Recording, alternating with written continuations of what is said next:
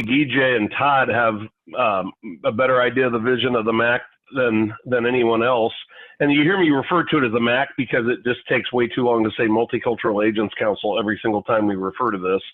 So that's the acronym for the organization. But about a year and a half ago, kind of kicked off an idea in the Market Center here that has been very productive and beneficial for our Market Center in bringing a lot of diversity to, you can put that slide up, to bringing a lot of diversity to Roseville and St. Paul. And Todd and I kind of talked about this, you know, a year and a half, 2 years ago, max. We talked about a vision of how could we, you know, looking at the Metro Twin Cities and the immense amount of diversity within the various multicultural communities, how could we maximize opportunities for recruiting agents from various communities of color that, you know, are different brokerages.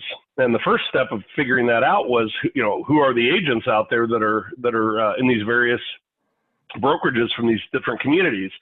And so really started out on a process of doing a lot of research. And I actually hired Chad Heer's son summer before last, wasn't it, Chad? He was an intern on this project, and he did a lot of research on about the 30 top communities for me, multicultural communities in terms of size, finding out information using a template that I came up with for each community.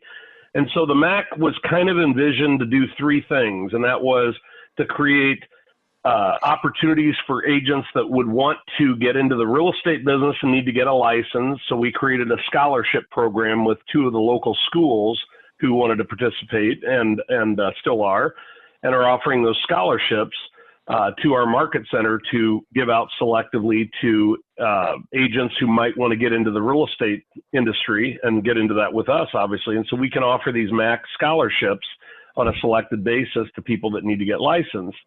The second thing that the MAC was going to do was educate and give value and information to our agents in our Market Center exclusively about various communities. So a lot of you that are on this call today are thinking of this from the standpoint of, well, you know, what am I going to do with multicultural in my business? You know, what's Andy talking about here? So the first thing that's kind of on the agenda here is, what's the definition of multicultural? You know, relating to or constituting several cultural or ethnic groups within a society. You know, and there's other words, related words, multi-ethnic, ethnocultural, multinational, multilateral, ethnocultural, multinational, multilingual, you know, all these terms. You know, a lot of people don't know what multicultural means. And so, you know, I put up there too, multiculturalism is a word that describes a society where many different cultures live together. A multicultural society can result when people from many different countries migrate to one place, or an empire conquers many countries. Tolerance is a big help for multiculturalism. So what are we all talking about right now in the quote unquote, I hate to use the term political environment right now, is social equity, social justice. And we have Sherilyn Vaz on here, who is a big advocate for this. And there's a lot of conversation in Keller Williams right now about this very thing. And, you know, we are obviously talking about multicultural as a business opportunity. So there's a lot of conversation around multiculturalism, and it can mean different things to different people. But everybody that's on here who is a realtor, you need to be thinking about your business, thinking forward and being proactive.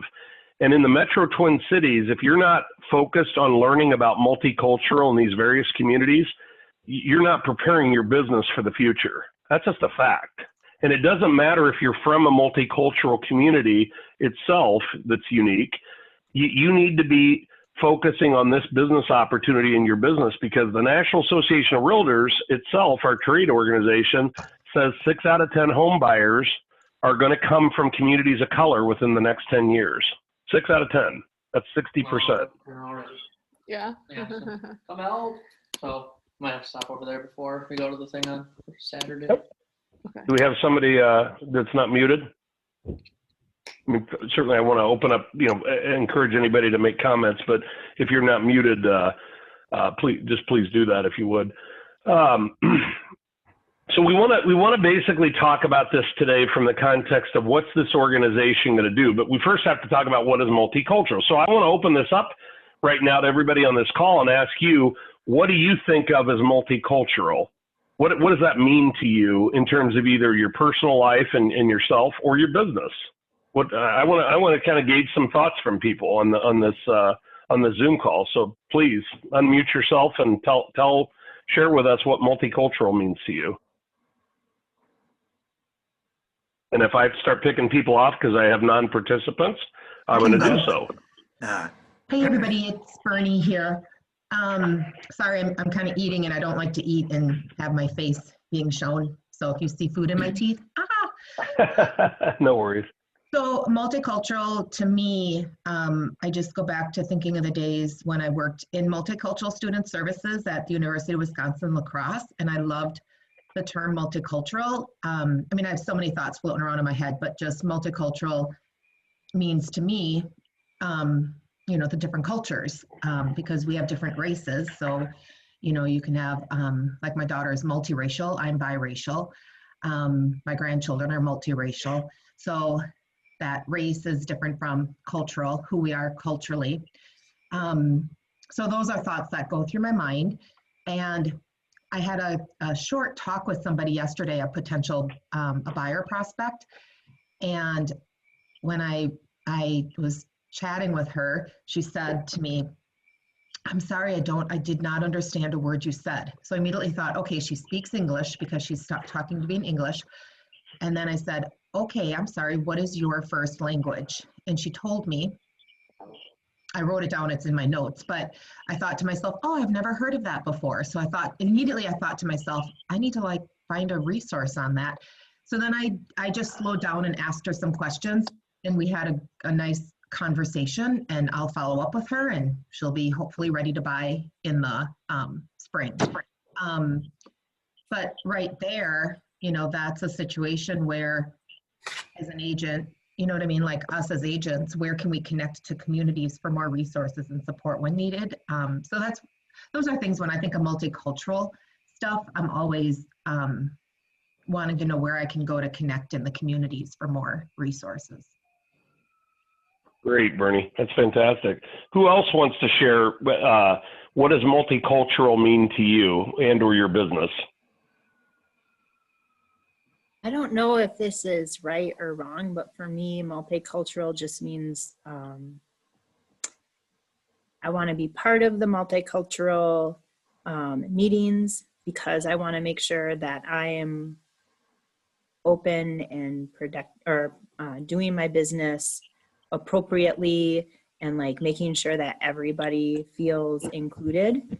And if I can't help somebody in a way that they need help, I'll know somebody in this group that I'll be able to like refer them to so that they have an even better experience for their transaction.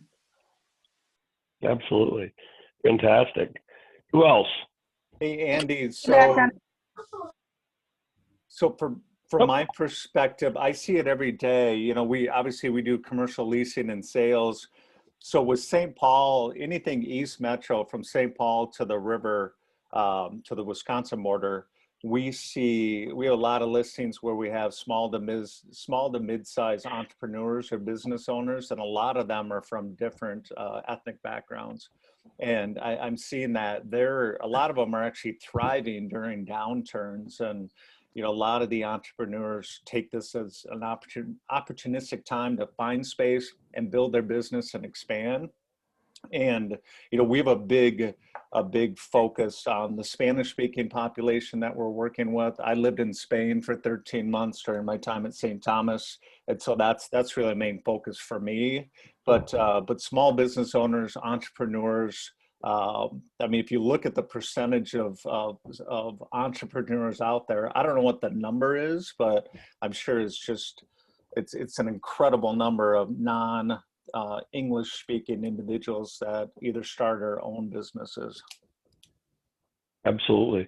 So we've heard, I want to make sure I'm being inclusive of others, to, hey, there's business opportunities and I see the communities that are thriving, that are doing business. So we've kind of covered a bunch of gamuts here. EJ, you're a good one to ask this question too, as somebody who's Mexican and who has come to this country and has done amazingly well in real estate. I always admire what you've done in real estate and the language barrier and all the things that you've overcome in that process. I mean, tell us what multicultural means to you. You founded the NAREP chapter here in the Twin Cities. You've done a lot of things that are tied to multicultural and real estate. Tell us what it means to you. Yeah. Hi, everybody. Good morning. That's awesome. See a lot of people here. I was when I was talking to Andy about MAC, it is so important for us as not white people here in the U.S. Then all these people is interested in be part of multicultural, because you can see one thing right now. We have second generation, third generation right now here in the U.S. They are now white people, and they are willing to buy. They have small businesses, like Shad say, and they need us. They need all the background from different real estate. So right now, the most important thing I think for multicultural advisory committee here is to understand another cultures. So sometimes as a real estate, when you came in and show a property with 5 people, even before the pandemic, a lot of people is like, why a lot of people is looking for this house? You know, because they bring the grandma, the uncles, or whoever is close to the family, and that's who we are. So I think understanding in other cultures, how we think, what is our values, is gonna help a lot to another real estate agents to work with us. And like I said, we have already second generation, third generation. They're not necessary. They're gonna look for a Latino or another culture real estate agent. They are more open. They want to work with, you know, friends or people that they know already. And it is so important to know the cultures. And I think for me it has been so helpful being in these different chapters. We have a lot of chapters here in Minnesota with the different cultures. Later, we want to touch in one of those, and we want to give you this information so you can know all the chapters that we have here in the Twin Cities, and you can find information about them. I encourage you to look at them and see the events that they have, so then you can learn more from them. And it's so nice because I think Keller Williams right now is getting so diverse. We have a lot of agents from different cultures, and we can learn from each other and help us. Yeah. Amen. That's great. That's fantastic. I want to get maybe one or two other comments, but Carrie, edge down on that second page. At the top of it shows some of those organizations. Start looking at these acronyms for these organizations. These already exist in the local market here for you to affiliate with, very affordably, by the way. I mean, NAREP, GJ, Isaac, we're so lucky in our market center to have 2 of the top leaders of National Association of Hispanic Real Estate Professionals, which was founded by GJ Garza, what is it, about 2 years ago? 3 years. 3 years ago. About 1 year to put it together. And this is our 3rd year where Isaac is now the president. I was for 2 years, and now is Isaac. So it's the National Association Hispanic of Real Estate Professionals. Yep. Which is the NAREP. Isaac, do you want to say something about what you think about multicultural and how you came to get involved with NAREP, which you obviously kind of did directly through meeting GJ in our market center, but I mean, maybe share your experience and your thoughts about multicultural. Absolutely. You know, so I was born and raised here in St. Paul. And growing up, it was always multicultural. When we use the word, it was always identifying folks that were just not white. Over the years, you know, as you start growing up and you start doing business and start conducting business, you realize that it's much more segmented than that, but puts it all underneath that one umbrella. Basically, you can identify as, you know, just breaking it down into Western European or even Latino within Latin America, just breaking it down into the different cultures. But you know, culture is for me has evolved in understanding that word multicultural, because one of the lessons that I learned from, you know, my wife and I were licensed foster parents, right? And what they taught us was culture is individually within a household as well. So understanding those households and how they operate, some eat pizza, some don't, right? So I have to learn how to manage or just understand and recognize the different cultures just from one family segment to the other, right? And so it's taken on a bigger meaning as I've gotten into the real estate industry, right? I'm still fairly new. I'm on my 4th year in meeting family units, not just within the Latino community, but within the African American community, within the new African community, within the Caucasian community, whether they're European or Western European, whatever. Understanding that multicultural piece. I mean, it's definitely evolved and has become hypersensitive, right? Something that I've taken, especially being here in Minnesota, right? We look at the participants of just this council, and we see 29 participants, and I'm counting 7 of us are not Caucasian, right? And so recognizing that within the culture of Minnesota, that's a big deal as well, and being able to break out and identify and relate and understand. So, you know, multicultural has evolved for me over the last 47 years. Nice. One other, anybody else have any other thoughts? I'm going to pick somebody else out here in the group to make a comment, but anybody else have a thought? I just wanted to share something with what Isaac had said, and Isaac, that just so resonated. I just had such warm, fuzzy feelings, and what everyone has said so far. It's just, I just want you all to know how important this is for people of color to be involved in these types of conversations as well. So I just got to tell you something. I have a buyer right now who, it's really fun. I've so enjoyed. So I'm Native American, half Native, half German, and this not couple. It's a mom and a son. They are so goofy, right? So we leave our first showing, and like just the interaction between them. This is what I so enjoy as you get to know people and in different pieces. They are so like their humor, because I don't always have it. The humor and the interaction between the two I get, but I mean, their humor, I just look at them and I'm just dying with them. I'm doing a lot of laughing with them. And it's just reminding me of my times when I worked for my tribe and spent, you know, so many years up there and really being immersed and around, you know, my people. And it was just hilarious to this. They just make me laugh. But then they're also not like the other band members that I've worked with, because we're all different, like you were saying, Isaac. We all have our own personalities as well, but these two, they're killing me, and it's a lot of fun. That's cool. Sherilyn Vaz is our social equity ambassador. For any of you that haven't met Sherilyn, she is a driving force in our market center increasingly, and I mean that in the most positive and uplifting ways. And Sherilyn, you know, I'm gonna ask you what multicultural means to you, and why, when you made the move over from Minneapolis Lakes Uptown to our market center, we talked about this with Sean Corby.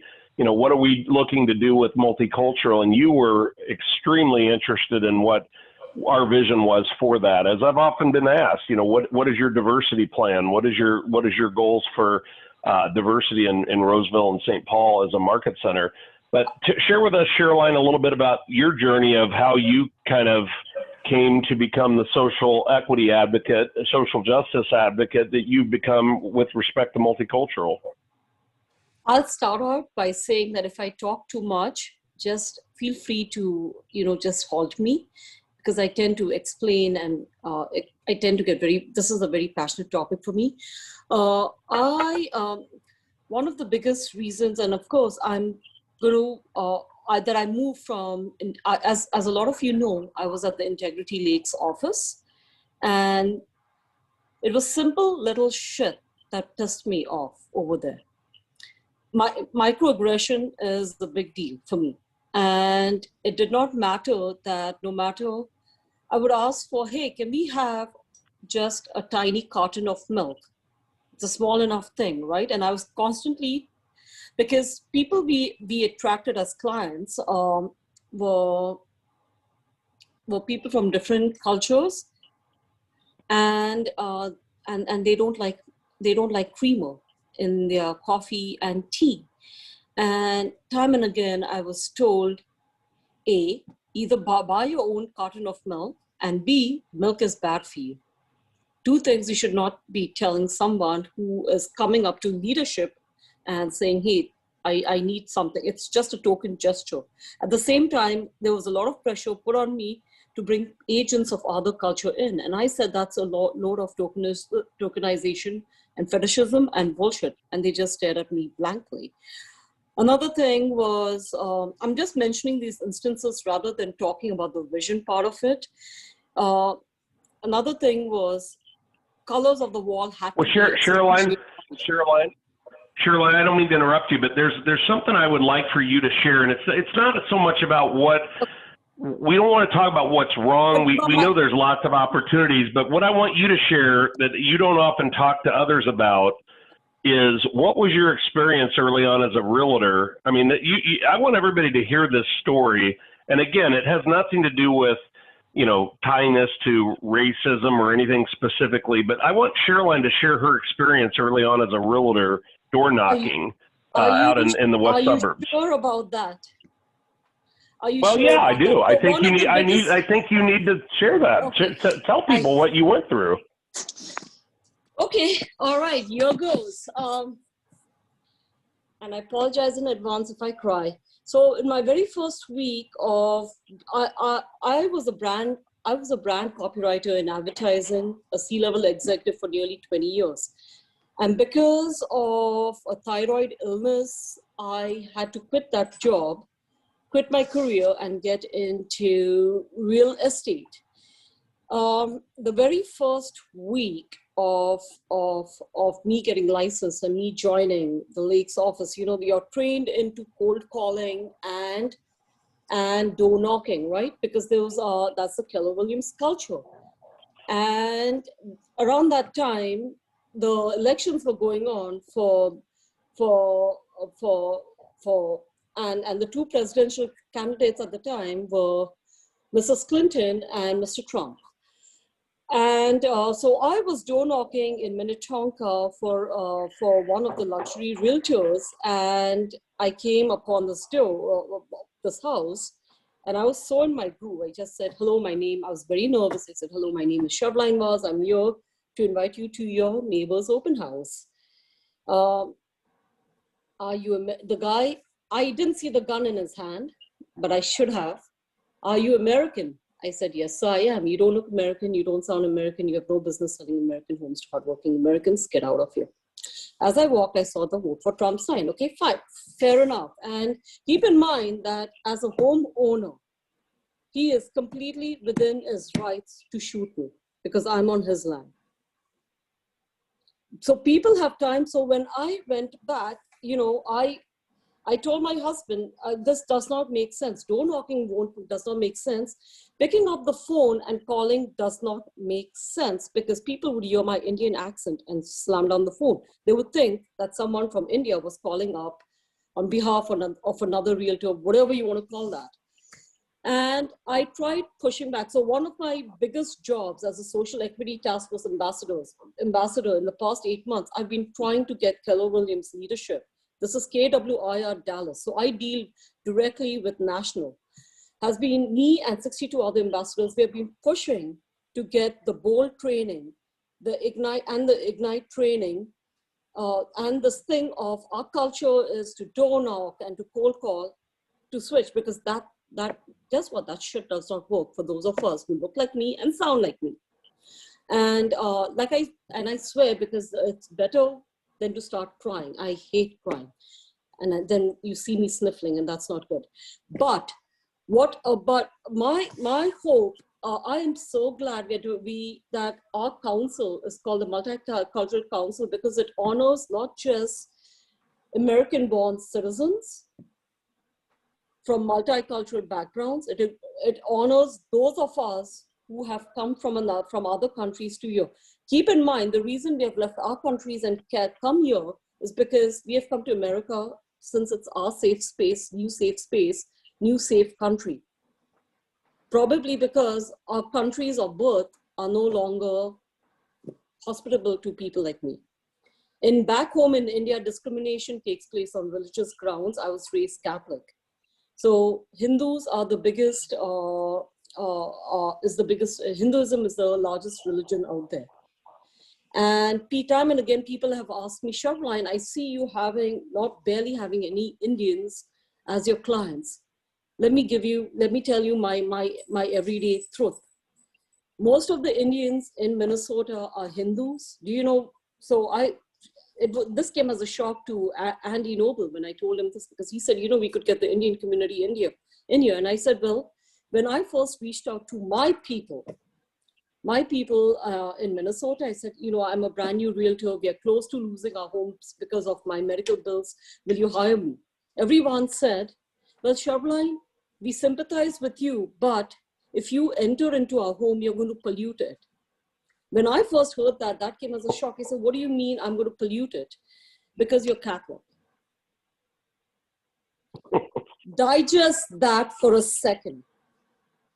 In the price point, Indians, if you want to talk real estate, so imagine how hurtful I feel when I have white American realtors come up to me saying, I love your culture, I love your food, I love your chai. And all my Indian clients love to hire me because blah, blah, blah, blah, blah. And why aren't you getting hired? And it's very hurtful because I usually don't talk about the religious bit of it, but excuse my Roomba in the background, sorry. But it's extremely, because here's why. If you want to talk real estate wise, we Indians are highly educated. So when we come here to the United States, our beginner homes start at $400,000, $500,000. That's the price point we start at. Once in a while, $350,000, but mostly it's $400,000 and above. So that's something nice for you guys to keep in mind for the future. Religion is not often talked about as a point of discrimination for those of us from another country, but that is something to think about. But that's where that has been. So when I explained to Andy, he just gave me the biggest hug and he said, I'm so sorry because I didn't mean to put you in that unsafe space. And that was when I said, this guy absolutely gets it. That's why I wanted to come here, because the Lakes office just did not get that little thing, no matter how much I told them. And and I'm grateful to all of y'all for being so nice. But one of the things I'm trying to push Dallas to do is to change the training for agents of culture, because the old BOLD methodology and the Ignite methodology, also the MREA book, does not work for people who look and sound like me. We start at lower price points often. And we very often start with first-time home buyers. Well, Cheryl, and I want to just kind of summarize this conversation for everybody on this call. Despite having a gun pulled on her as a new agent, as one of her first experiences door knocking in real estate, she and her team have gone on you just finished, what was it, your third year in the business? And sold 87 houses last year, fourth year, 87 houses. It's an incredible story, but I just am always in awe of, each and every one of the diverse and unique individuals that have joined our market center. And I've had the good fortune to sit down and talk about some of the things that some of you have shared with me. And this organization is not about me. Part of the reason I'm having this meeting today is I want this to finally be turned over to all of you collectively. The MAC becomes something that you want to make it into. I think it's a business opportunity. It's a collaborative, but this isn't about Andy and the MAC. I started this thing and I've recruited over 40 some agents into this market center from various communities, diverse ethnic communities. This is real. This is relationships. This is collaborative. This is people like Sherilyn and Gazdi and Gijay and Isaac and everybody sharing their experiences, their knowledge, their information about their communities to open up all of our eyes to what really exists as real business opportunities out there for everybody on this Zoom call and everybody in our market center to take advantage of. You have over 100 multicultural communities represented here in the Twin Cities. Yeah. I'm telling you, as somebody who's traveled around the world and done business and have seen a lot of places as an American overseas doing business, you have no idea the diversity that exists here. This is not typical in most American cities. I mean, we have the diversity of a tier 1 city in the United States, which is New York, Chicago, LA, Houston. This is that diverse in the Twin Cities. We just don't have the same numbers of population, but Absolutely. having over 100 communities represented here is significant. And most of us as realtors don't realize the opportunities that you have right in your backyard here to cultivate those community relationships and start working. You know, you don't have to, I would never try to tackle 100 communities to do business with, but what if in this next year, everybody that's on this call as a realtor said, I'm going to start to get to know 1 or maybe even 2 or 3 communities, and I'm going to work at this for the next, Todd and I talk all the time about how do you build things around your business, 36 touch, all the things that you do in your business. How could you get to know more people in a given multicultural community, more business owners, and actually build a component of your business that could really grow into something significant, especially now that we know the National Association of Realtors says 6 out of 10 home buyers are going to come from communities of color in the next 10 years. So what opportunities do you have, and what do you want the MAC to look like for yourself? We had shared some thoughts here. I want to kind of move a little bit forward on some topics. On this main screen here, you see these different organizations. Get to know NAREP. Get to know AREA. AREA is the Asian Real Estate Association of America. We have a chapter here. Anybody on this call a member of AREA? Other than I know our market center has joined. Anybody on here that's a member of AREA? Or been to any of their meetings? EJ, I think you have, haven't you? You participated with AREA. This is a lot of Hmong realtors, a lot of Asian cultures are represented in there, but there's also, again, non-Asians that are members of AREA. NAREB, National Association of Real Estate, I have to remember NAREB's acronym, National Association of the Gay and Lesbian Real Estate Professionals. That's that No, one? Gijay, I'm talking about NAREB, N-A-R-E-B. He is for That's broker. Julia Lachey's group. National Association of Real Estate Brokers, Twin Cities. Yes, that's it. Thank you. So that's been a long-standing group here in the Twin Cities. Just for everyone's knowledge, they are predominantly kind of an African-American focused organization, but again, open to anybody to join or support them. Julia Lachey, who saw Julia Lachey on Family Reunion speak to all of us? Yep. I thought she did an amazing job. A lot of positive comments coming from people down in some of our thought leaders at corporate online about the job that she did. And Julia is one of the kind of founding members or helped get NAREB established here in the Twin Cities. Exactly. And the other opportunity then we can have here in MAC, it is a lot of people is looking for properties in Latin America. So it is the same role when somebody from here wants to work with an American real estate agent. A lot of people is looking for, sorry for my dog. A lot of people is looking for a Latino agent who does international business.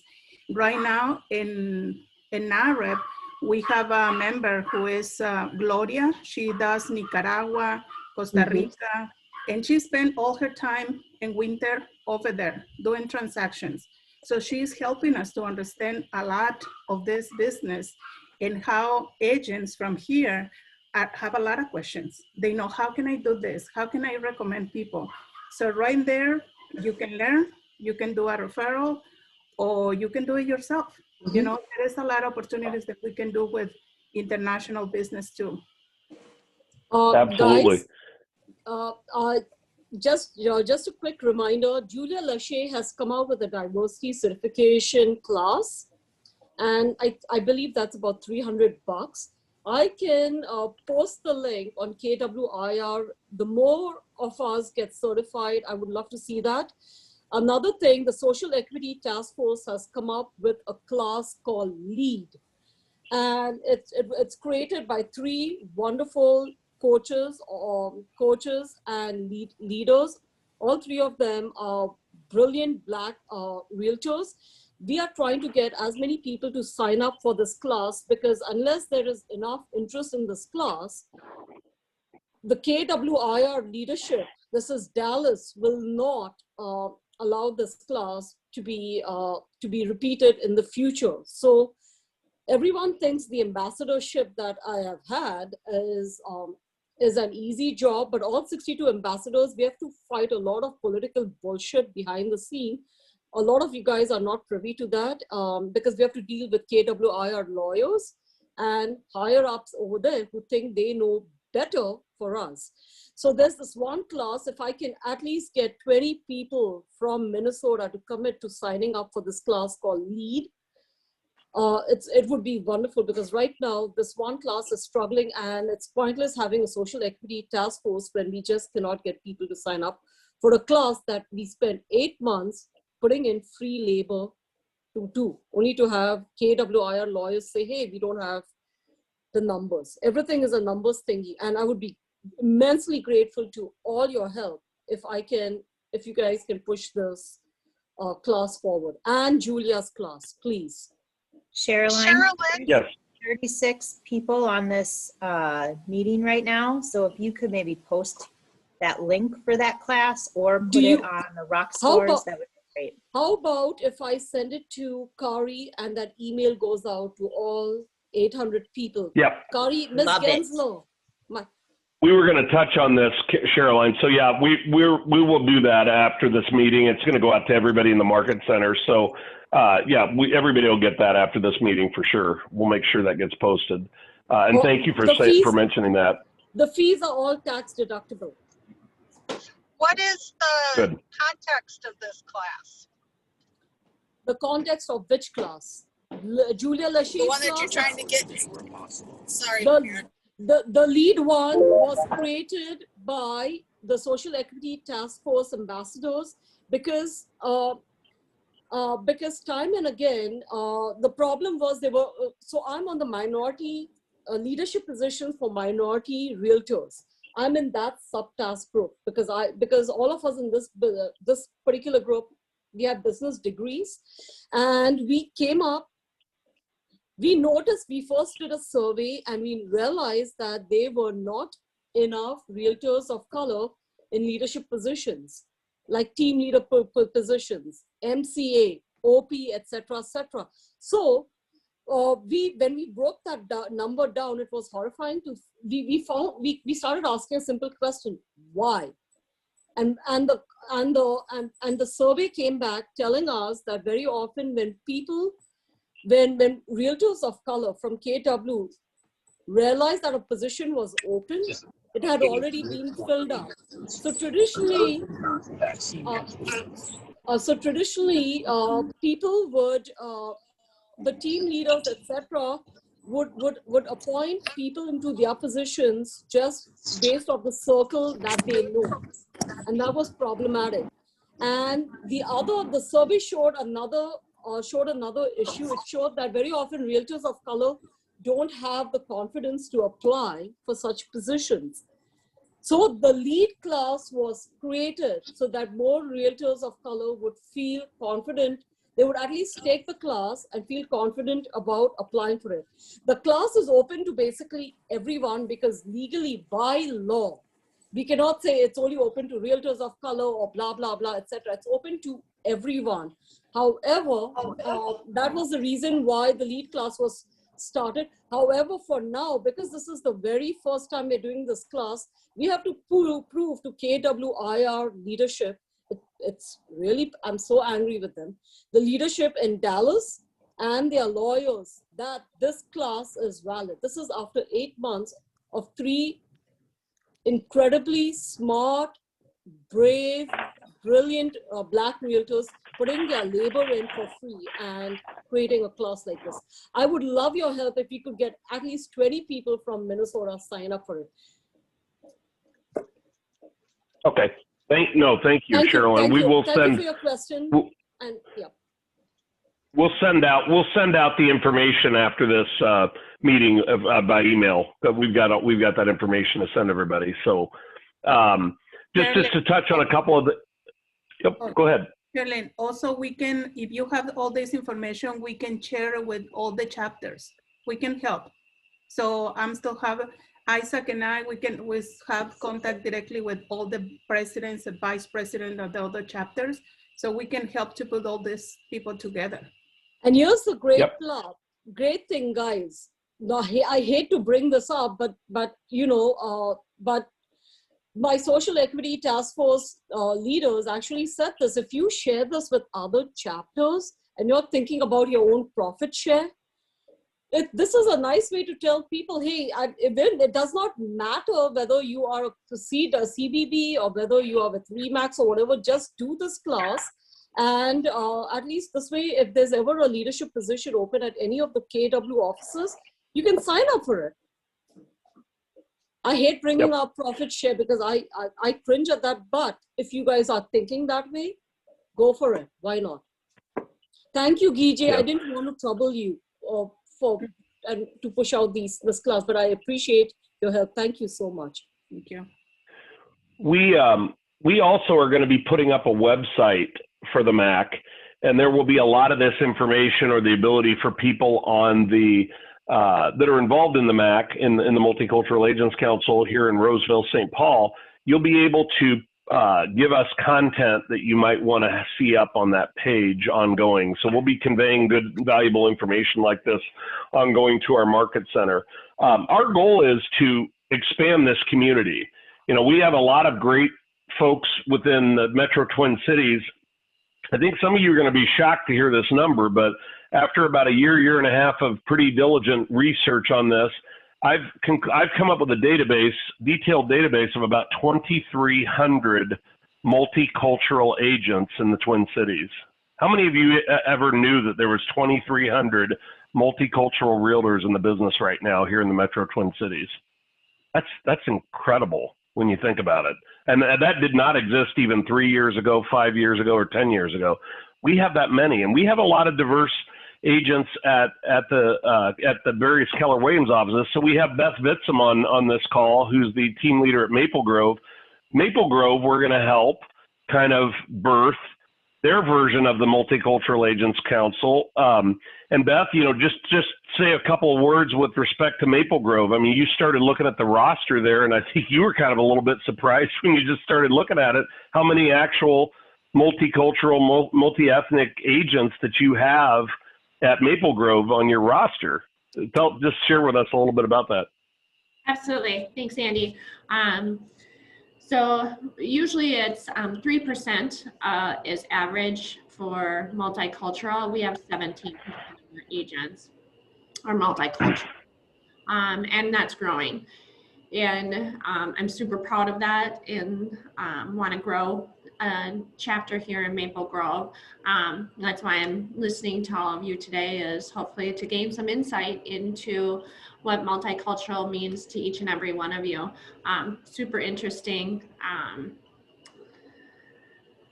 just to hear everybody's take on what it means to them. Caroline, I love your stories. I always love to hear what you have to say. So thanks for inviting me too. So super Beth, if you ever want me, since you are at the Maple Grove office, correct? If you ever want me to address your people at one of your team meetings, I've been doing that for all the 33 market centers. My hope is to, by May, visit all 33 market centers all across the Midwest So I won't personally visit you guys now, but I can do a Zoom meetings with all of you. Thank you. Absolutely. Yes. Fantastic. There's another group listed on this list of organizations some of you may or may not be aware of. There's two groups now, actually, that address the gay and lesbian community. Now, think of the gay and lesbian community. This is not an ethnic community per se, right? Certainly not an ethnic community, but we consider this part of the multicultural broader community because actually the gay and lesbian community in the United States in general is one of the top single highest per capita income demographics in the United States. Gay and lesbian community, high propensity of home buyers, high propensity of second home buyers, believe it or not.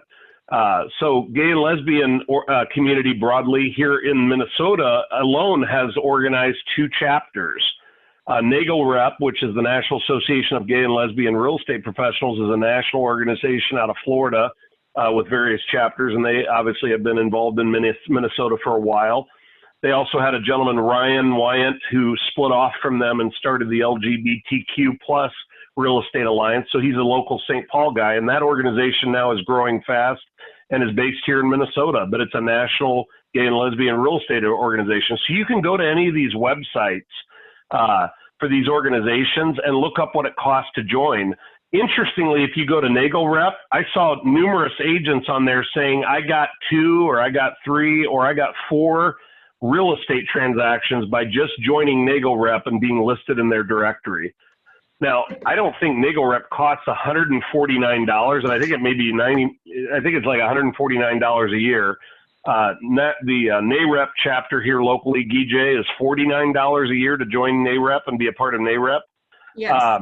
This is not earth-shattering cost for anybody to get involved in these groups and to have a presence, maybe even just to be listed in their directory, and how many opportunities potentially could come about by just being listed as a supporter and having a presence.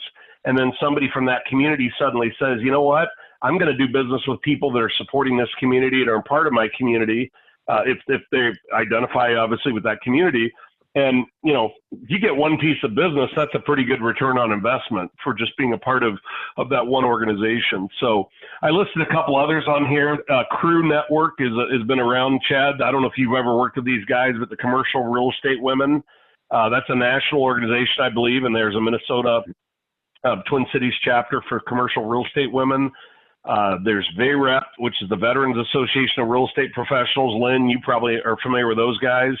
And then there's even the Association of Foreign Investors in Real Estate has a website up as well. You're going to hear more about the Minnesota Multicultural Chamber of Commerce. I'm not going to go deep into this, but yours truly is actually founding this group a little bit arm's length from our market center. And the reason we're doing this is basically just because we think it's a great alignment with the Multicultural Agents Council from the standpoint that we want to start finding out who all these wonderful business entrepreneurs that own small to mid-sized businesses are in the Twin Cities and getting a collective community together, since none exists, for the Multicultural Chamber of Commerce here in Minnesota. So you're going to hear more about this group.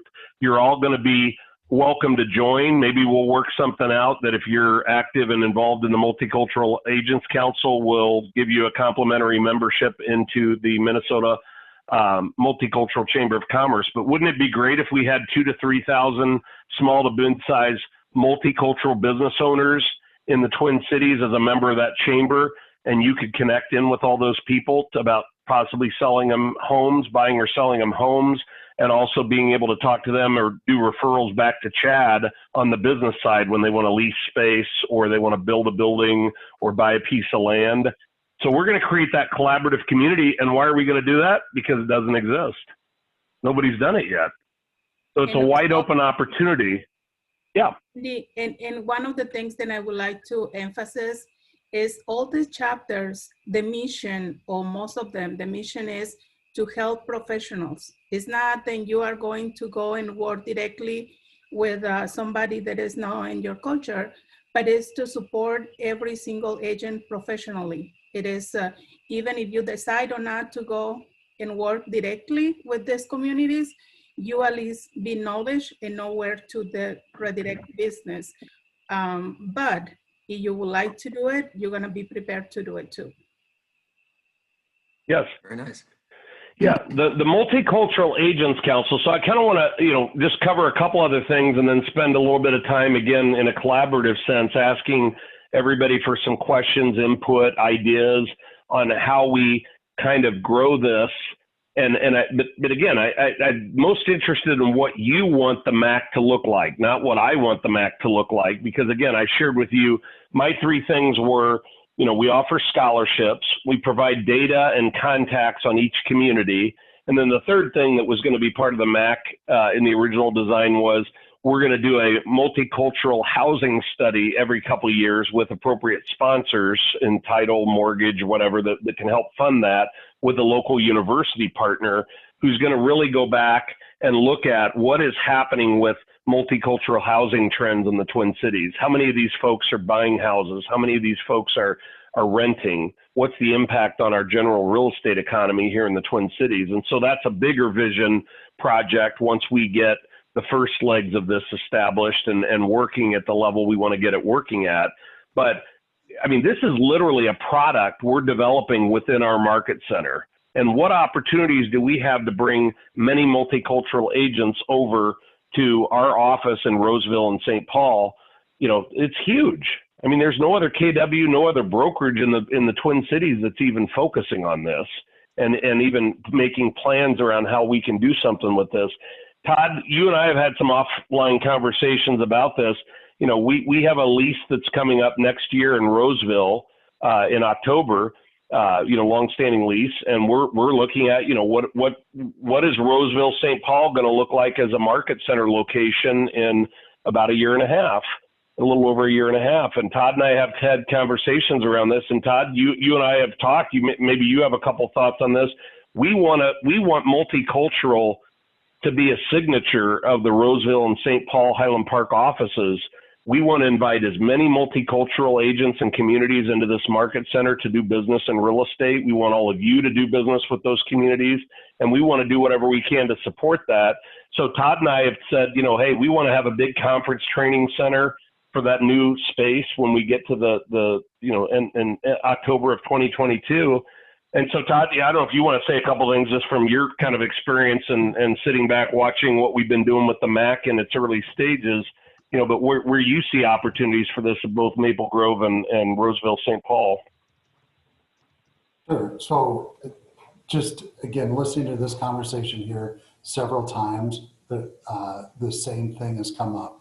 And this is all about education, whether it's taking classes, whether it's studying each one of the separate communities to understand them better, because we can't work with people from diverse communities if we don't understand them. So I think this is, the education component is a big part of this, because people want to know at the end of the day, can I trust you? Can you help me? And do you care about me? It's those three basic things. And we can't do that without having the proper education. I think we can do that. And then if we can bring people in, and the various organizations are doing a great job, NAREP, ARIA, bringing agents in to get them trained up. And it doesn't necessarily need to be an agent from one of those organizations, but I think that if you're part of that, you're going to get a certain level of education. You're going to be connected to a certain community that they can reach out to their communities then and give the type of education, one-on-one education, because somebody's not going to buy a house. This is all about giving everybody equal opportunity to purchase a home. So there isn't the disparities in home ownership rates that we're seeing, which is shocking to me that we have that in the Twin Cities. But again, if we don't have enough realtors in the business that are willing to be trustworthy, helpful, and caring for the various communities, how can we ever get to financial literacy? When you talk about financial literacy, it's okay, understanding debt to income ratios, understanding credit scores, understanding income, things like that it's going to take to be able to purchase a home, and then real estate literacy. And I think all of that comes from that educational component. And I think that that is one of the biggest things that we can do through the MAC. And I do see that. Absolutely. Yeah, and I do see this being obviously a big part of business in the future. And we want to make sure that we're equipping the market centers to be able to handle that. And I think that, you know, things don't happen overnight. It's a step-by-step process with a mission statement and a vision to be able to accomplish those things. Yep. Absolutely. And on that point, if you go back, Carrie, on page 1 of the 2-page summary, if you look at point number 3, this was a sample mission and vision statement that we kind of evolved from one of our MAC meetings last year. And, you know, we felt like it was important for the MAC to have some kind of a mission and vision statement tied to the organization. So kind of read that and tell, you know, let's kind of just go through that and see what everybody has as a thought, or you know, what thoughts do you have about this? I mean, our MAC vision statements seem to make sense: to educate, train, and empower the next generation of real estate professionals from all diverse backgrounds. We thought that was a very appropriate mission statement for the MAC. And, you know, I don't know if anybody objects to that or thinks that's not appropriate, but it kind of summarizes which is what a mission statement should do, is summarizes kind of our goal of what we want to do with this organization. The second part is obviously the MAC vision statement, which is, you know, create and sustain a unique model within Keller Williams to serve over 100 plus Twin Cities multicultural communities while assisting our MAC agents with new market opportunities involving home buyers, sellers, associated finance resources, while we develop our key multicultural realtors who will best serve these diverse communities.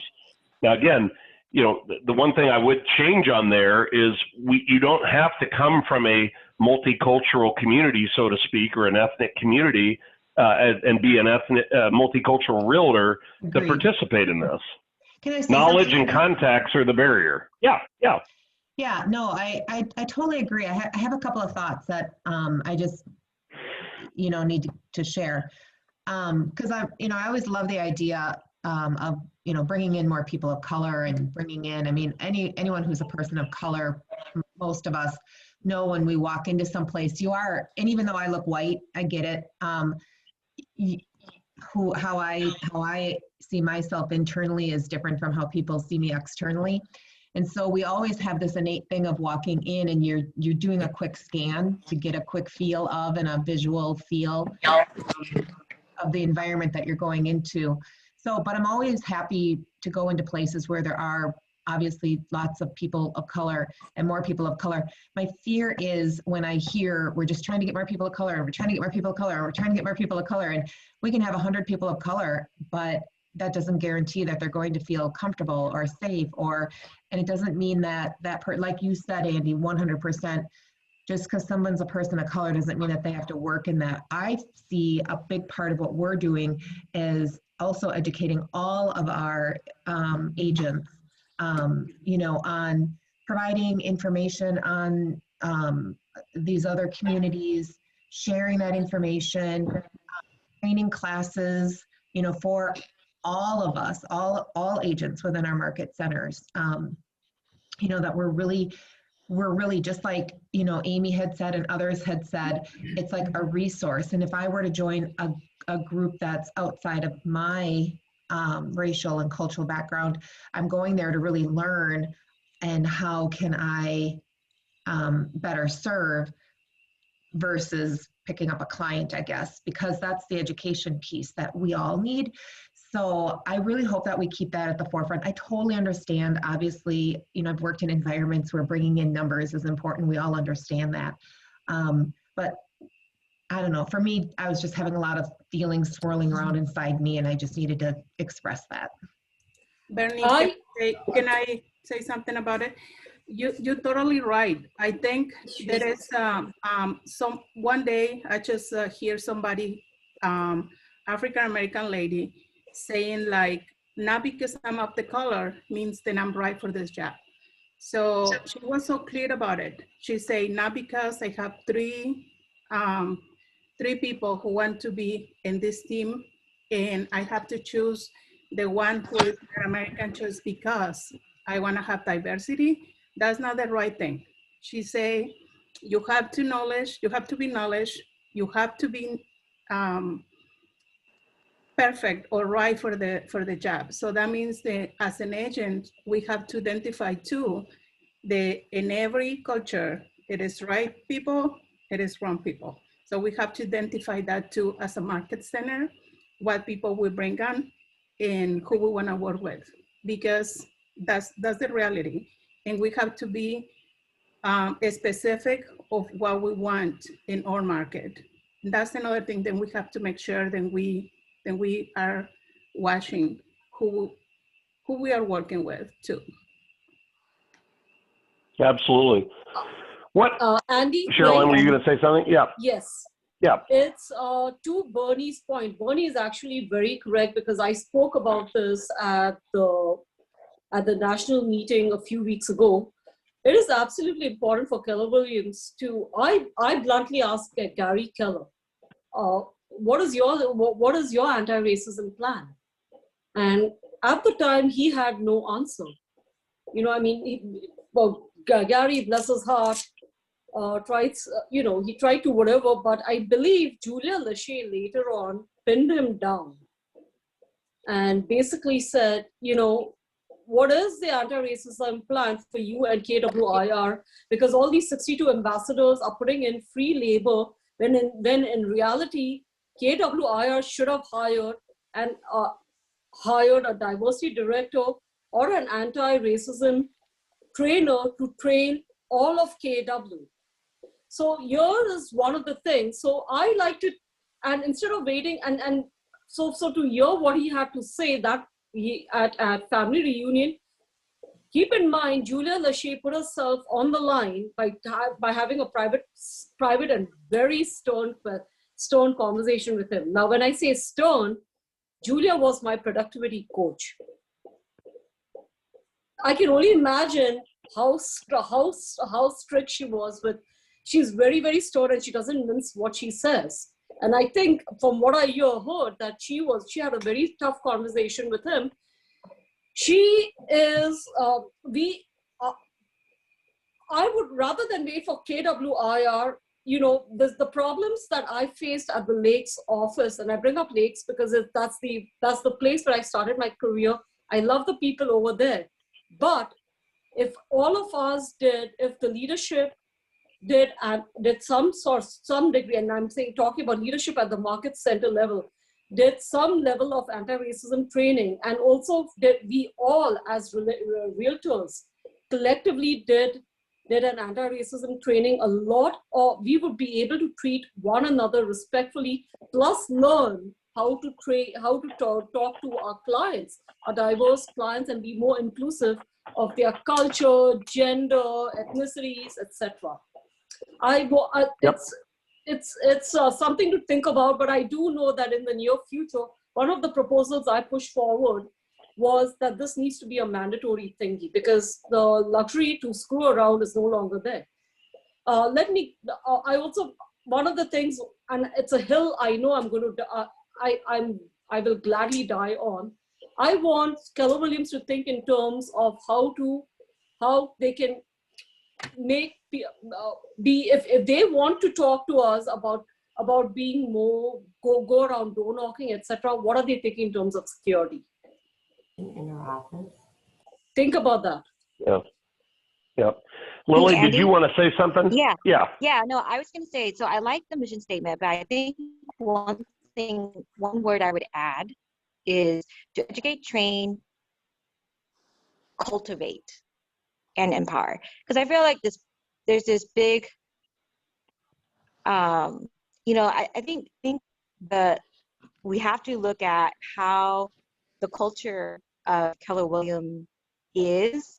And I think it gets to what Sherilyn was saying, is that I think Williams was built around right culture. And I became an agent in this office. Jen Maines was the team lead.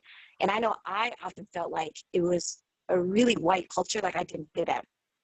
And just the Keller Williams culture is great, but I don't think it looks at or includes what other cultures also value. And so in the ways that we go about carrying out, like even our activities, our coaching, for diverse agents and such, I feel like there's this huge part of cultivating, like how do you cultivate people who are different, and how do you bring in the next generation of agents who may not understand the culture, but then how do you also open up your culture to also be more inclusive of different cultures. So I think that's a huge part of, that can be included into the SMAC as well. Very good. Yep. Yeah. And it's about, No, and again, this goes back to, what I want to kind of focus is some of our remaining time. We got about 22 minutes left. I want the MAC to be what you want the MAC to be. You are the equity investors, if you will, in this market center for many reasons, and certainly within Keller Williams culture. I think this can be a tremendous gateway to our overall market center culture. And I think somebody said this early on in this conversation, teams have cultures, households have cultures. Our market center has a culture. Keller Williams has a broader culture. The whole real estate industry has kind of a culture, if you think about it. And, that can be good, bad, or indifferent, in many ways. But, what do you guys want the MAC? I laid forth a vision, and I put three kind of, things that we were really going to try and do that create value and information and community, with the MAC. But what is it, that I think I'm hearing some things around this, but what specifically, we can be social equity advocates and ambassadors. We can be social justice warriors. We can be business entrepreneurs looking at the opportunities for greater connection and doing more business with each and every one of these different communities. We can do all the above. But, the question is, what do you want? What is your vision for what you want the Multicultural Agents Council to be? Because this isn't my baby. This is an idea I came up with a year and a half ago and birthed, if you will, to some extent. But now I want to go forward, and I want stakeholders in this. I want each and everybody on this Zoom call that wants to participate, and then some additional folks once they understand the mission and purpose of the MAC in Roseville and St. Paul. What do you guys want this thing to be specifically?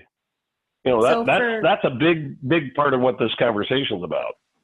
So for me, and like I said earlier, I can be completely wrong, right? But for me, being here today, on number 3 there, for me, what is possible? Where do we want to go? And who do we want to help? That would be for me, right? That's why I'm here, because I want to be able to broaden myself so that I can help more people. I want everybody that I help in my business to have the same experience, and I want it to be a positive experience. So for me, it's not necessarily who can we attract, but who can we help? And when you help somebody and you genuinely care about them, the attraction is going to happen.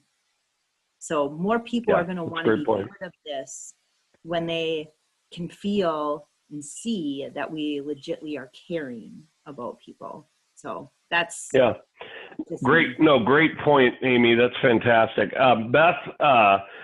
Beth, I know you're on here, and you made a wonderful comment online that I would love to just hear your thoughts. Beth Jackson, who's a fairly new agent with us, and you can maybe introduce yourself. But and she just joined the Baz Harwood team. Woohoo! She made a comment on the chat line. Andy, to your point of Minnesota being very multicultural, that is surely true, but we managed to live very segregated lives in a very integrated community. Do you want to expound on that, Beth, from your own personal experience and just kind of, I guess, tell everybody who you are? I don't think, my name's Beth, and I'm a brand new agent, and I just signed on with Baz Harwood, all the things you guys have already told everybody. But I don't think that my experience is unique. I'm sure everybody on this call, their kids go to integrated schools, and they eat at multicultural restaurants, and they try to have experiences and visit places and immerse themselves in things. But who are you having over on Friday night? who do you call when you're crying? You know, who takes care of your kids when you have an emergency? Like those things are still, and you know, we can't fix that, but very culturally isolated. Absolutely. And so how do we become more inclusive in our personal lives? Because then of course your personal life is going to spill over, like it all is connected. Yep. Any other thoughts people want to share around this important thing as we go forward? And I noticed, Bernie, you said something, a decision cannot, if a decision has to be made today, that's not possible for me anyway. We don't have to make decisions or, you know, finality about certain things tied to what the MAC is going to ultimately be, but I am very interested in soliciting that feedback and input one-to-one or in this group setting. You know, we're going to plan to do these meetings and you see it on the second page at the bottom, Carrie, if you exit down. I mean, we showed on there our planned schedule for having these meetings for the rest of the year, so we don't have to determine when the next one's going to happen. These are going to be April 14th, June 23rd, August 18th, October 13th, December 8th, which is all same time, 9:30 to 11, and these are Wednesdays. So, you know, you can put them on your calendar, and we'll kind of evolve the meetings around the discussions and the agenda that we set forth. But you know, I want to obviously hear still in the remaining time we have people's thoughts about what you want the MAC to be in Roseville and St. Paul. You know, I'm very interested in knowing that. So anybody else have any other ideas or thoughts to share on that? I have a couple questions, or a question. Like, is, you know, based on the conversations that I've been listening to, are we going to try to focus on being a multicultural business development council, or are we going to try to be more of a social equity task force type council? And I think that would be important to understand, whether it's in this conversation or the next, but understanding which one of those paths to lead down. Because one, if we head down the you know, multicultural business development council, there can be that social equity task force on it as a committee, or vice versa. But for me, it would be important to understand which one of those is the lead, because in the broader scope of things, as far as it being attractive or being something that folks might think is valuable, they're going to want to know which one leads. I bring that up because, you know, there's over 20,000 agents in the state of Minnesota, licensed real estate agents, right? You point out the 2,300 that are immigrant realtors, right? So that's a fraction. And this is something that we struggle with within our Hispanic community, especially, you know, being the leader of the National Association of Hispanic Professionals here in the Twin Cities. We can probably identify 300 or 400 agents that fit underneath, you know, what might be somebody who wants to advance sustainable Hispanic home ownership, right? But whether it's a business development, multicultural business development emphasis, focus with those supporting committees, or the vice versa, social equity task force, those are going to have different attractions, right? Different folks are going to be attracted. So if we're going to head one direction or the other, that I'd like to see us kind of identify that, because when we look at the agents in general, and please correct me if I'm wrong, like, because it's certainly not here on this panel. It's certainly not here with these attendees. But agents in general tend to have big egos, tend to be narcissists. You're correct. Tend to what's in it for me, right? Yep. Understanding the agent kind of holistically, maybe is the word I'm looking for. Understanding that, so that way when we go out and present and when we go out and talk about ourselves, we're not disappointed, right? Because that piece there in understanding the agent, you know, egos tend to transcend cultures. So it doesn't matter what culture you're from. And so when we talk about who we're going to invite, who we're going to ask to be a part of, who we're not going to ask to be a part of, right? I think it does matter if we are a multicultural business development council or if we're a social equity task force type council. That's my thought on that. And it could Yeah, be, I think that's an important point. yeah, I think it could be a combination. I think, Isaac, you bring up a good point. I think, you know, education, training, awareness, but then also that business, you know, the business development component of it too. And I bring that up, and I'm sorry, and before I lose my thought, and one of the reasons I bring that up, because when we're, you know, DJ and I, we had, you know, we're part of that chapter, we're leaders in that chapter, and when COVID hit, right, recession hit, we're all getting, you know, country's getting their butts whooped. And when you look at the immigrant community, the country's getting its butt whooped, right? And so something that happened in the 2008 housing bubble, that crash there, is there was plenty of agents. There was a lot of folks making a lot of money, loan officers, agents, things like that. And when the housing bubble hit and the recession came in and wiped out all these businesses, wiped out all this equity, wiped out all these homes, you know, the Hispanic community, among others, we got decimated. We were destroyed. I mean, we Absolutely. Yep. right?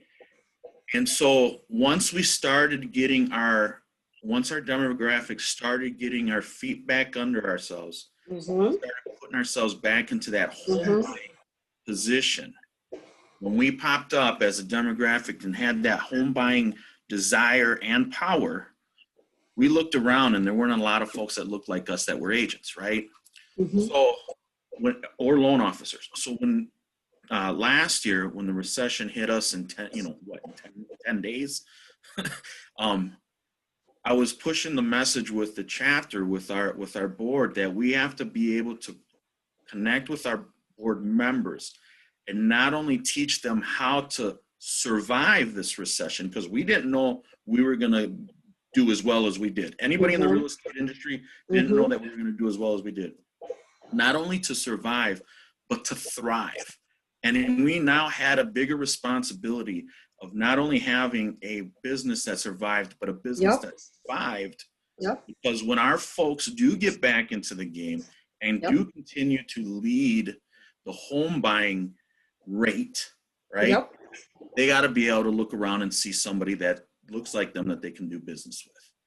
That's why I ask about that business, you know, business development mentality or the social equity, right? So that's my. So I apologize, Chad, if you want. So Isaac, actually, you are correct.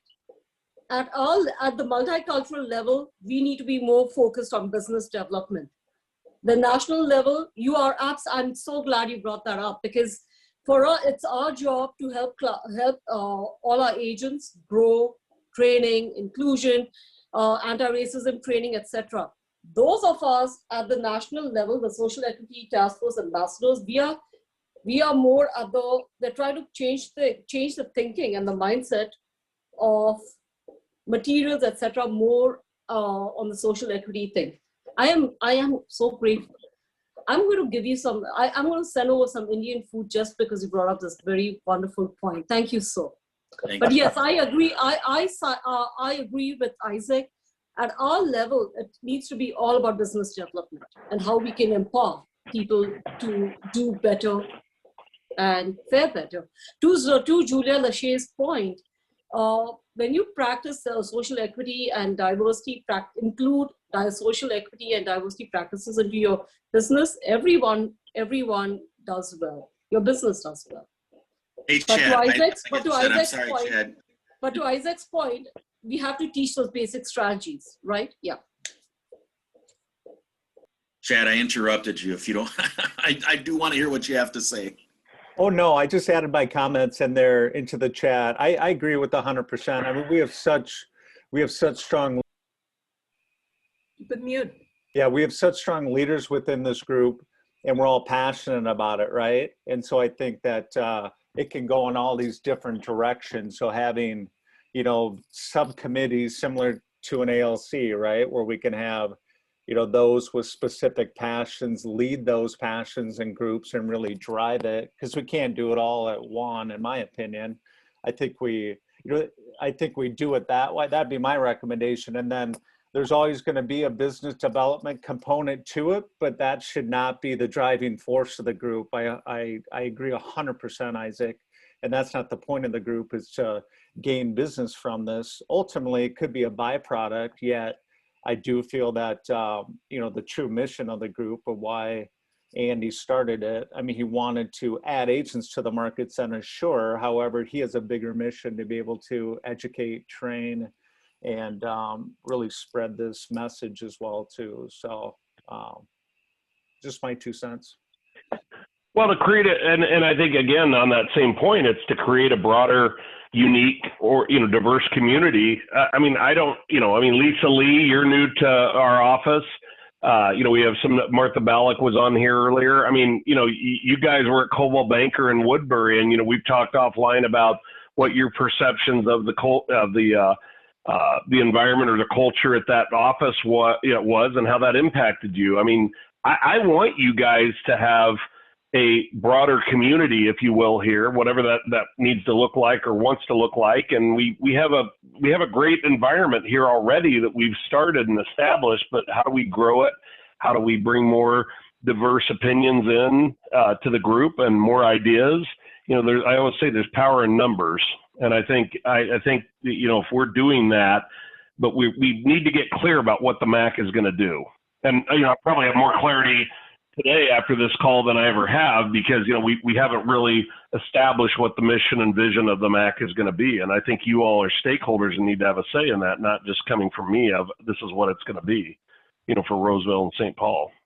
And Beth, this is good stuff for you because it gives you ideas of how you want to establish this and what to anticipate at Maple Grove as you establish a MAC. Yours may look differently than ours, and that's okay.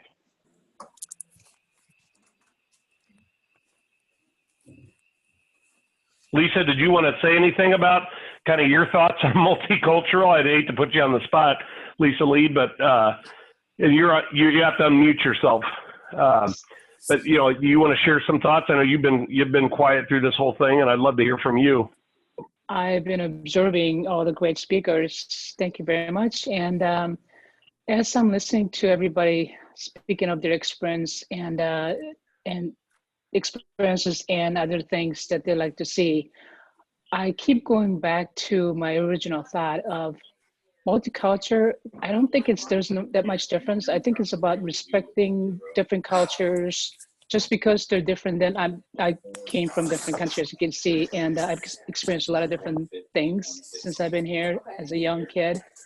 I think we came a long way in the Twin Cities since I came here in '79, and I didn't think that we're going to see so much different culture as we do now, and I'm very interested in learning more, and I'm very grateful from the company where I came from. It seems like after I joined the group here with you guys, it feels like more I sit and listen in your meetings, I feel like I came from very white real estate group to very multicultural, very diverse, and inclusion. I keep hearing these words of inclusion, and I've never heard that word so many times, and I'm actually looked up, Googled the verbiage, and I like how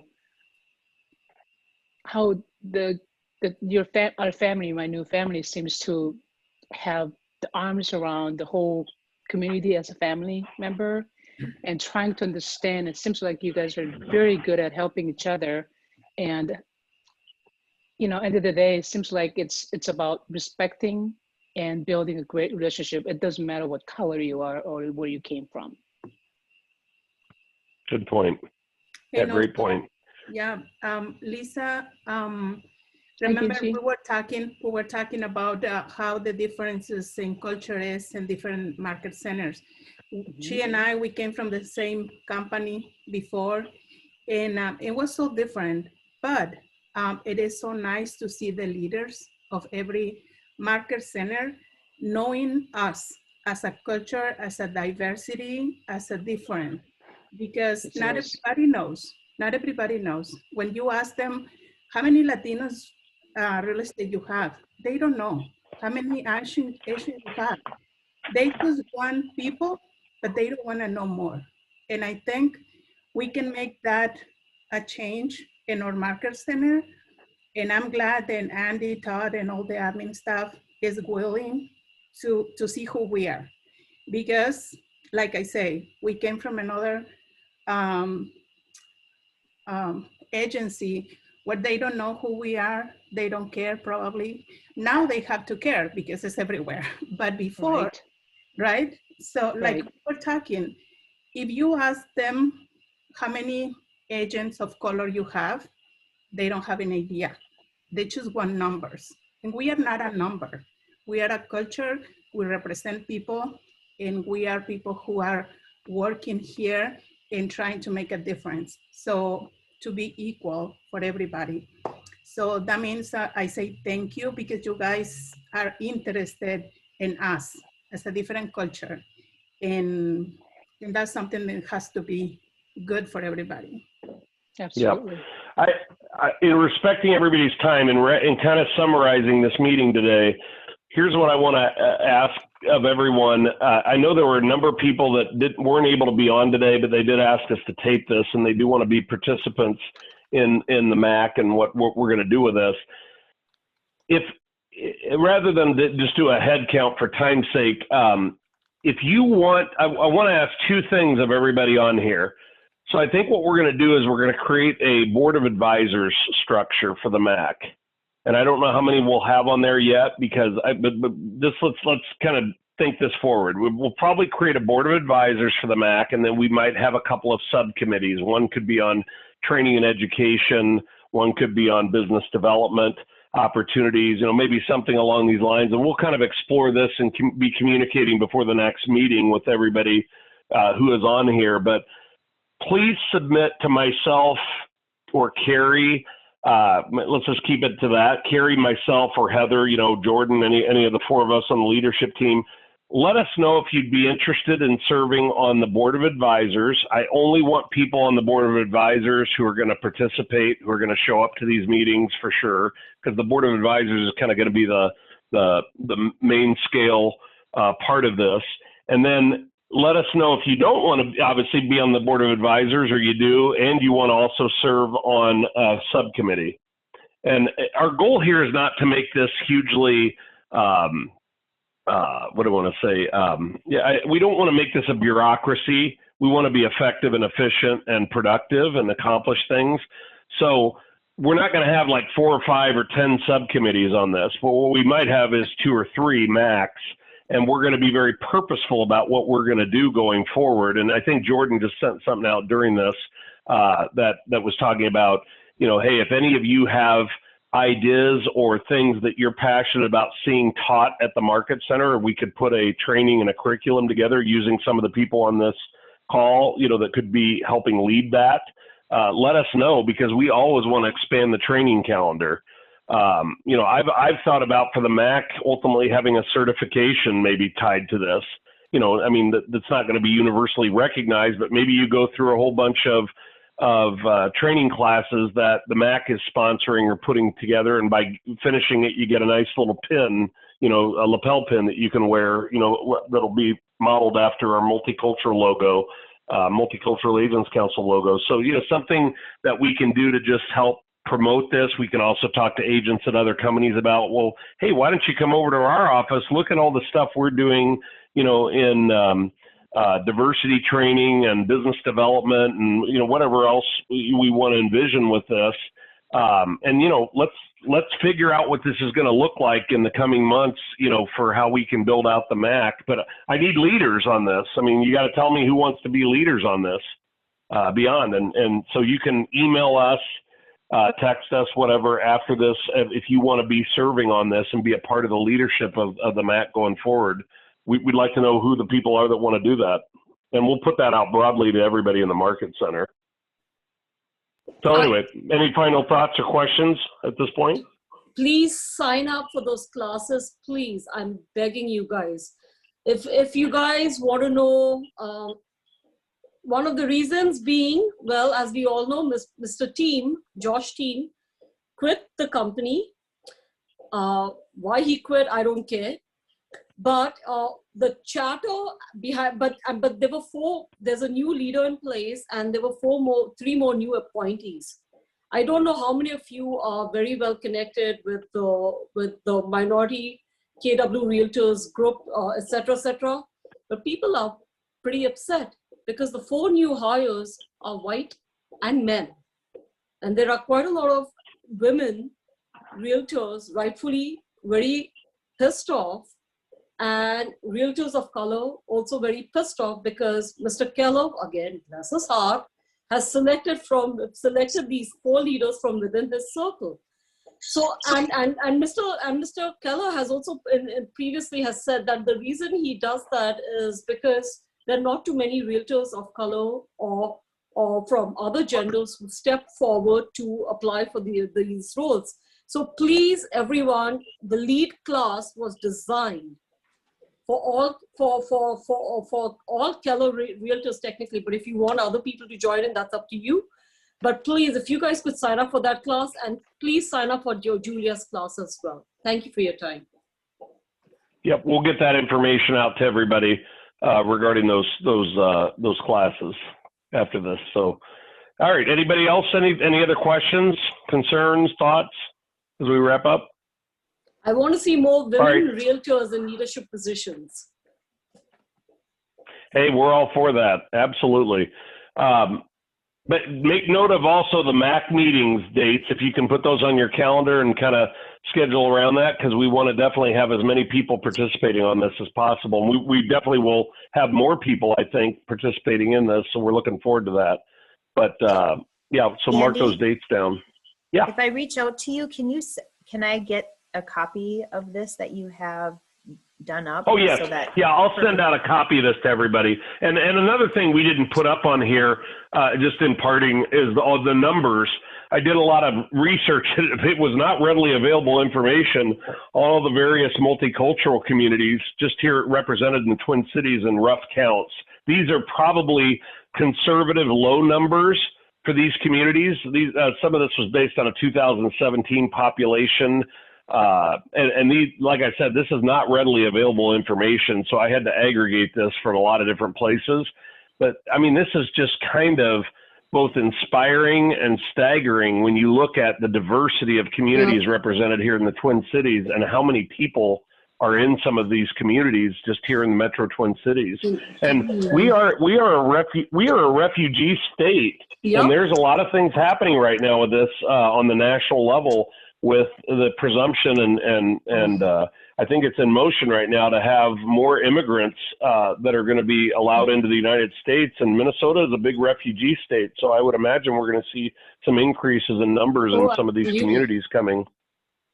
So yeah, I think it's an exciting time. I think it's a great opportunity for everybody, and it certainly is a worthy mission to obviously learn more about cultures, multicultural communities, and play a role in this at whatever level you want to play. And this has been eye-opening for me to get some feedback from all of you as to what you're really interested in doing with this organization and what your interests are in this more broadly. So that's always helpful. We need that information and we need that feedback to make this a great organization and a great value to our market center.